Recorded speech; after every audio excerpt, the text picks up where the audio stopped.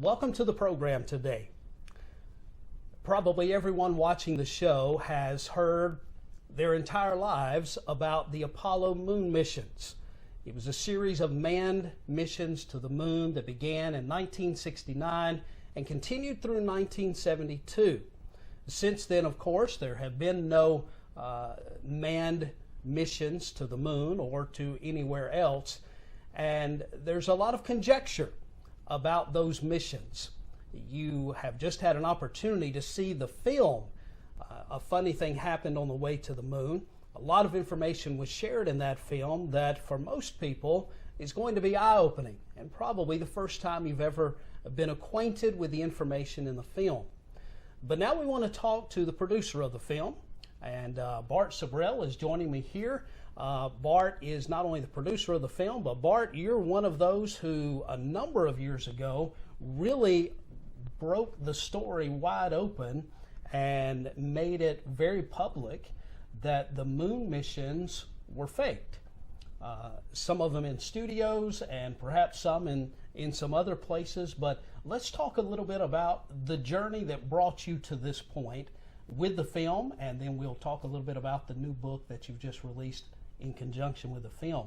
Bart, tell me, well, I know the story. Tell the viewers a little bit about your story of growing up and being interested and excited about NASA, space, and those kind of things. Well, at the time of the alleged first moonwalk, I was 4 years old and asleep in bed. And my father, though, was in the Air Force. He was an officer, and he got a VIP package of about 20 9x12 color prints. And I put them up on my wall, had them up on my wall from the age of 4 to 14. So I saw pictures of men allegedly on the moon, 3,650 times before I even considered the possibility that they might be fake. And then I saw a television program at the age of 14 interviewing a gentleman who was at the Apollo program for 6 years, who had very high security clearances because he edited the memos going back from generals to the Pentagon and so forth to correct their grammar. Sure. And he saw basically that they could not go to the moon and that they were talking about faking it. And so I heard the idea as an open-minded 14-year-old, and then after the program went to my bedroom wall that still had those pictures up there for 10 years, and sure enough, I started seeing the inconsistencies in the picture. If you get the original prints, not the ones they have today, but from magazines or books from the 70s, sure, the soil is very brown, but the background is a very distinctive gray blue. They've since corrected it and made the soil gray blue, but in the pictures that I had, the originals, you could definitely see a horizon line between the real Earth and the fake backdrops. And in that famous picture of Buzz Aldrin with his arm bent, you know, there's a lot of clues right there if you have eyes that see. There's wrinkles all in his spacesuit. Now, the thing is supposed to be inflated, so you have to ask yourself, how many wrinkles are in a balloon? Yes. Well, none. And, you know, there are wrinkles all in the thing because the thing isn't even inflated. So that kind of planted the seed in my mind, and 10 years later, at the age of 24, I'd become a filmmaker. And I was actually editing a film one day for the guy who produced the show I saw 10 years earlier. I said, do you remember that guy who was on your program who said we didn't go to the moon? He says, no, but call the San Francisco production office. I did. They said, had I called just 1 or 2 days later, they wouldn't have been able to tell me who he was because they were deleting 10-year-old files to make room for current projects. Wow. So I contacted Bill Casey.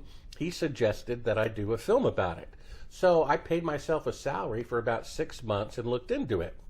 I found out that 2 of the 3 astronauts refused to give interviews about it, which is kind of strange, that the administrator of NASA resigned without explanation days before the first mission, when he could have had this great feather in his cap. He refused to participate in it.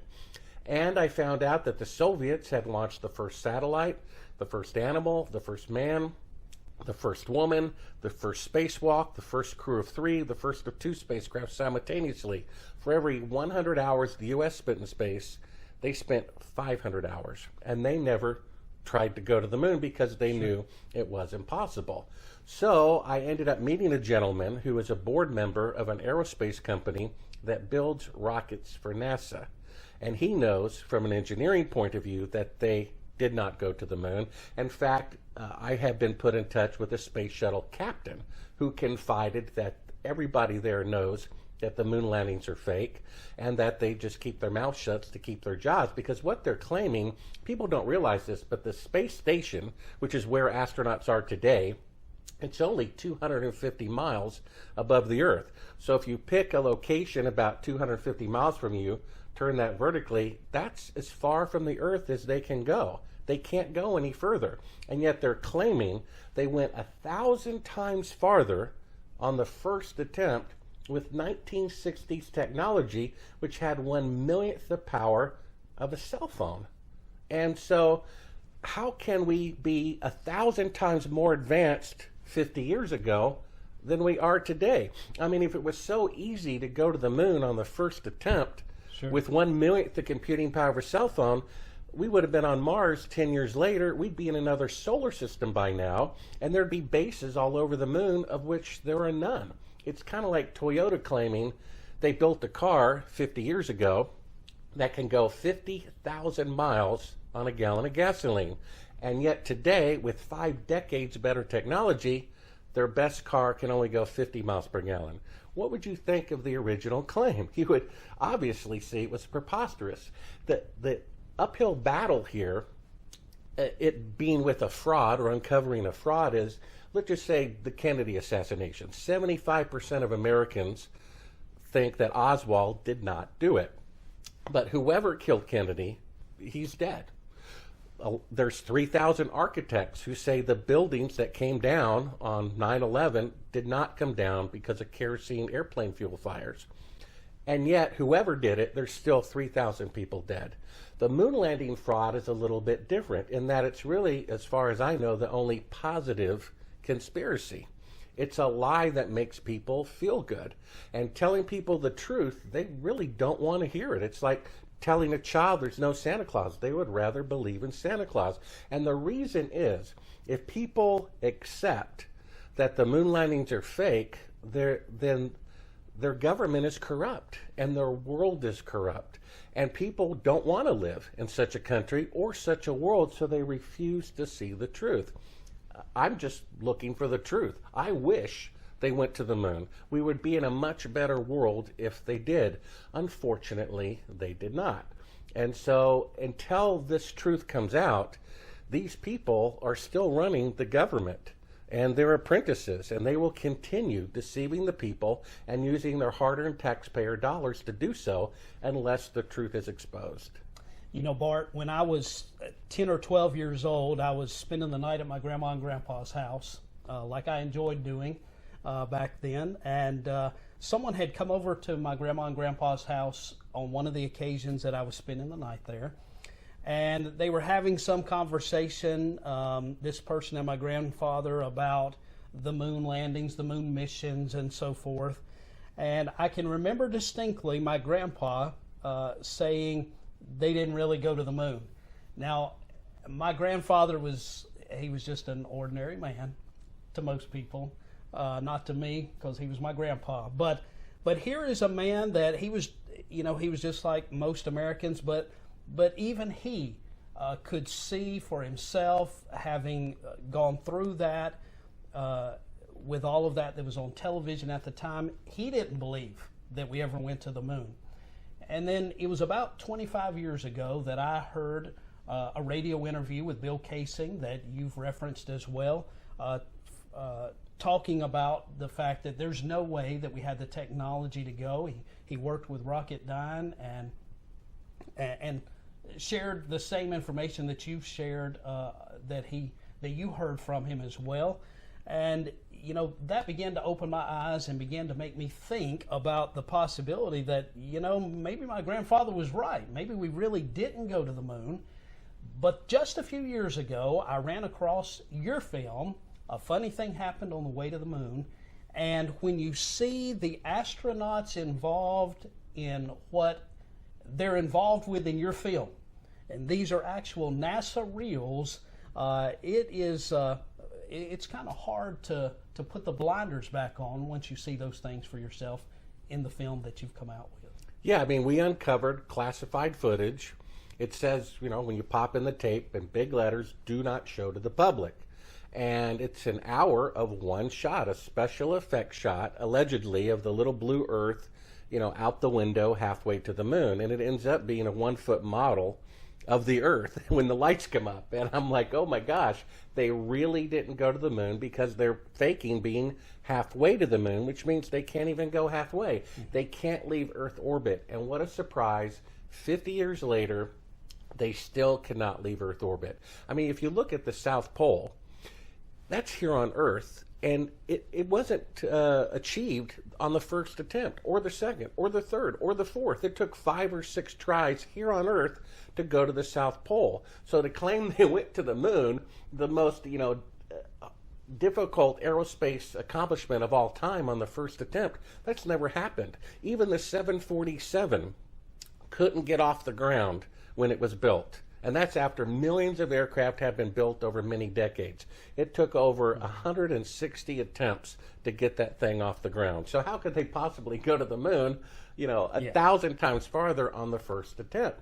And so just look back again at the South Pole. They eventually got there, and right now, even though it's minus 100 degrees and 100 mile per hour winds, there are bases there. Why?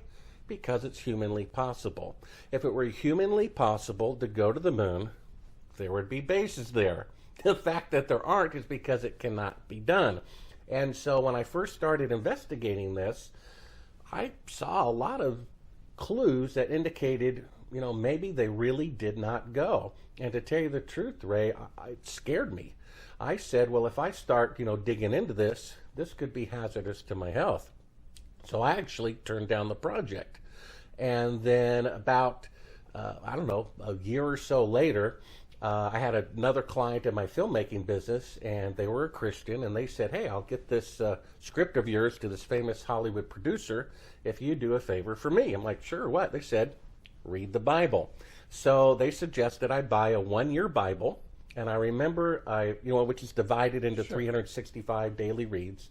I remember the day I started reading it. It was June 3rd, 1989, the day the gentleman with the grocery bag stood in front of the tanks in China to protect his friends. Tiananmen Square. That's right. So I read the Bible once, I read it again, I read it 5 times from cover to cover, and I still wasn't even a Christian. However, it did convince me that there is right and wrong, there is good and evil, there is truth and lies, and that if they didn't go to the moon, that's more profound of an event than if they had actually gone. I mean, let's just say they could go. That would be, you know, a certain level of historical significance. But if they couldn't go, they embezzled $200 billion, they murdered people to keep it a secret, that's more profound than if they had actually went. And I said, if they really falsified it, the truth needs to be known, otherwise mankind will not advance. We will be stuck here under this web of deception, and these criminals will continue to run the world. So I changed my mind.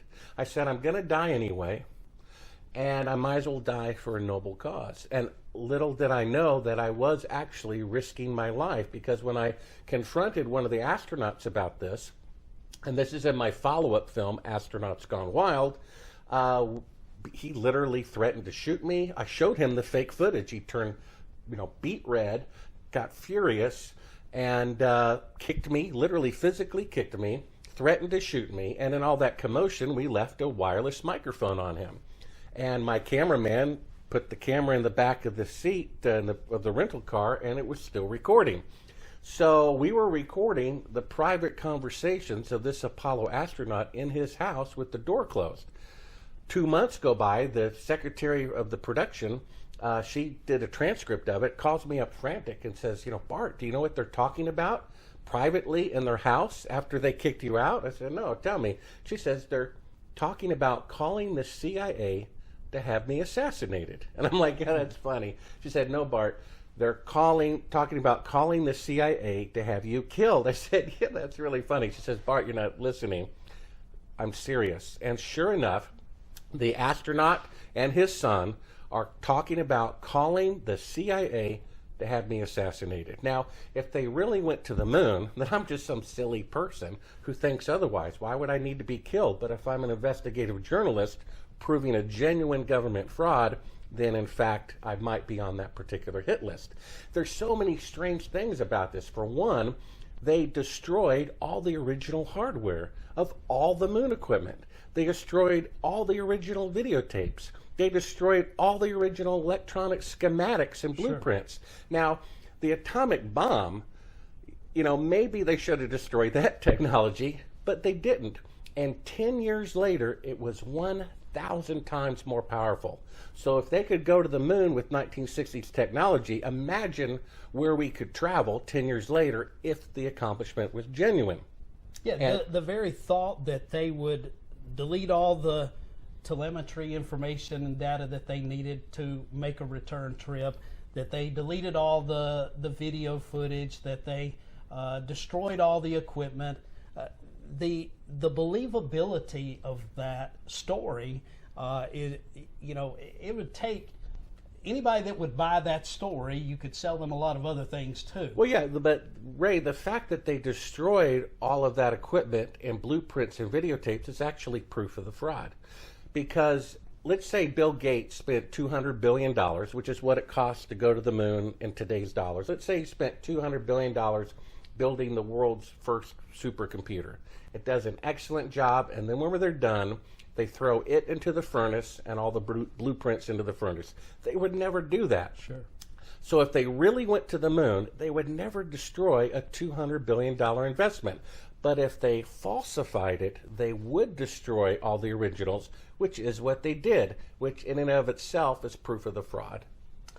So Bart, let's talk about your new book, Moon Man. This book provides the information, the smoking gun that those of us who have questioned the moon landings have been looking for a long time. Tell us about the important information that you share in the book, how you came about that information, and then let the viewers know how they can obtain a copy of the book for themselves. Yeah, I guess I've been investigating the moon landing fraud for about 30 years. And it's taken me about 15 years to write the book. I probably did 100 drafts of it. And not only do I mention in the book, which is not in the film, the actual name of the military base where Apollo 11 was filmed, the official CIA code name for the project. We also have a list of 15 people who were there at the time, some of whom are still alive. And all this information was given to me by the chief of security of that military base when he confessed his participation in this fraud on his deathbed. He stood beside President Johnson on June 1st of 1968 while they filmed Apollo 11. So he was there. He was there. They filmed it inside of an airplane hangar.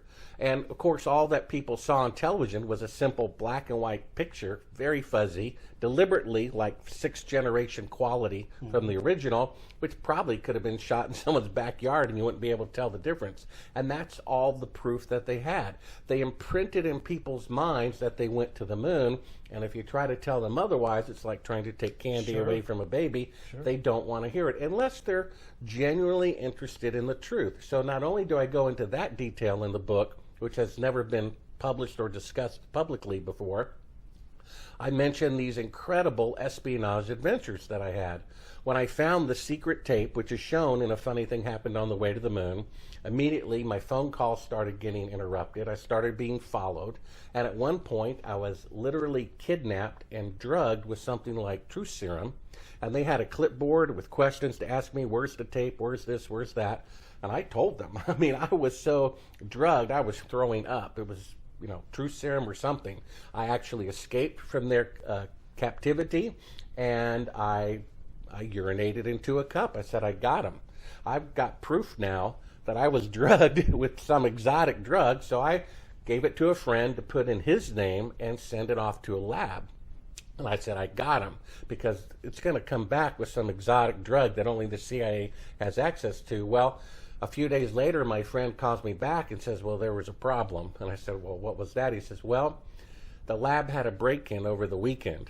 And I said, yeah. He says, well, the only thing stolen was your urine sample. I'm like, oh no. And what are the odds of that? Yeah, exactly. So, and then of course my source I mentioned, who told me this information, his house was broken into, his life was threatened face to face if they ever talked to me again. And all this is in the book Moon Man.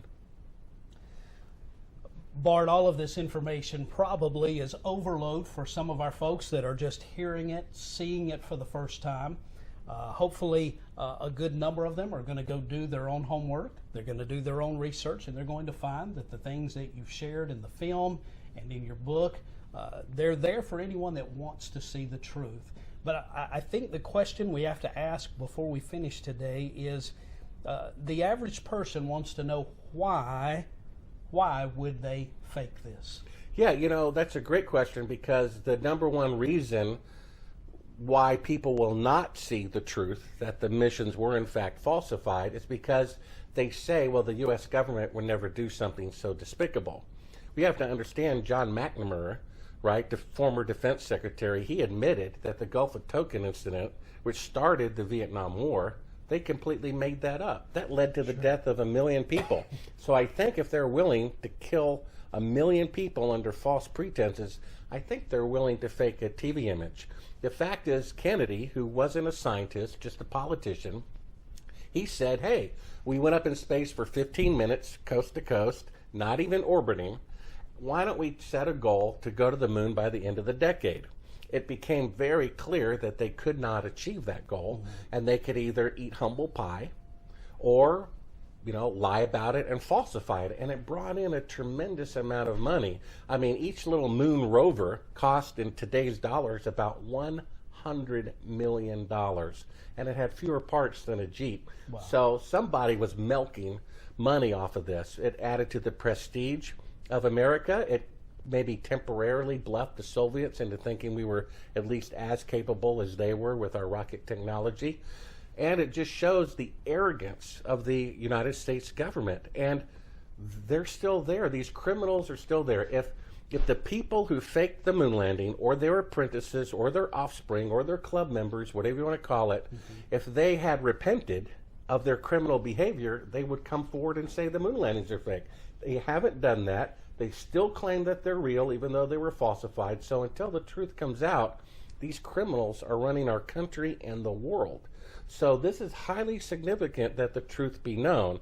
And if it doesn't come out, I mean, the whole world and our government is in big trouble. Bart, I have to tell you, you and I haven't talked about this, but I strongly suspect that there are some spiritual reasons behind this lie, this big lie that has been told too. As we get closer and closer to the end times, I strongly suspect that there are some spiritual things that this lie is important for people to believe. But I just want to thank you so much for your courage over the years and trying to get the truth out, for taking your time and your own hard-earned money to make sure that the film, A Funny Thing Happened on the Way to the Moon, got produced. I know you had some folks that were supportive of that, and we're grateful for their contributions as well.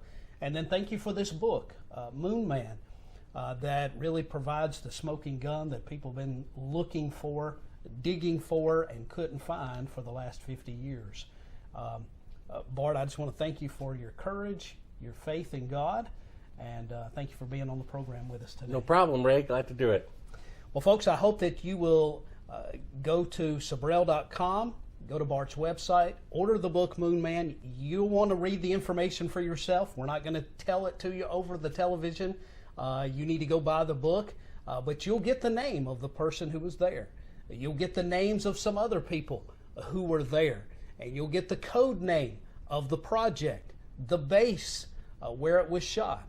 You'll get all of that in the book Moon Man. I encourage you to go get a copy of the book for yourself, and then go to YouTube, go online, and Bart's YouTube channel, you can see A Funny Thing Happened on the Way to the Moon, and hopefully that will spur you on to do your own research, and there's a whole lot more for you to find out there. So I hope you'll begin your journey like I did years ago. Until next time, that's going to do it. I'm Ray McBerry. Thank you for joining us.